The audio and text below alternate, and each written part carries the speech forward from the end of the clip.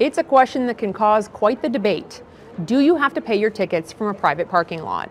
If you bring that up at the next party you go to, generally there'll be two groups, those that pay and those that don't.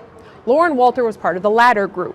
She had a job where there was no employee parking, so she made the decision to park in the private lot across the street and to not pay. I was a summer student, I was in university, that's like more than I was being paid an hour.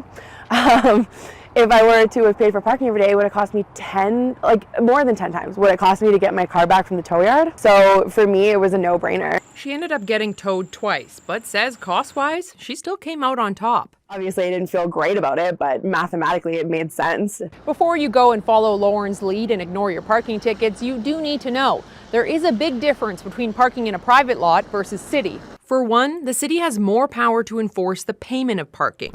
In 2023, Edmonton City enforcement officers handed out 100,000 tickets to unlucky drivers. If the ticket isn't paid, the city issues a court summons to the registered owner.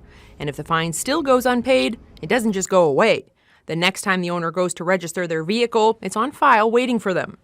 Universities often have their own rules as well. The University of Alberta has the power to tow vehicles, and if you're a student, they can withhold your transcripts and diplomas. But when it comes to privately owned lots like Impark and Indigo, well... Private parking, they don't have those same powers.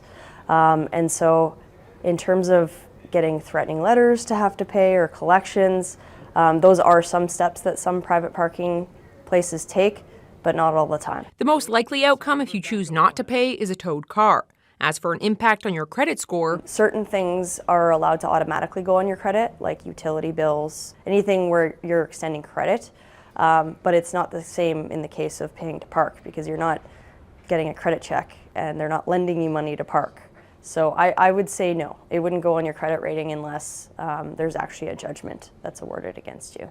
Bourgeois wasn't able to find any record of court cases involving unpaid tickets, which she says could be because of the costs around filing a claim. Basically, it costs companies more to take you to court than they'd get from the ticket. But she did say that collections agencies can't pursue you for debts that are more than 2 years old. I reached out to some of the major private parking companies that operate in Edmonton, like Impark, Diamond, and Indigo, but I never heard anything back. So what do we know? Well, if you want to avoid all of this, you could just pay for parking and avoid these tickets. But if you do like a little bit of a gamble, worst case scenario, you get towed. But how you want to proceed is up to you. Emily Fitzpatrick, CBC News, Edmonton.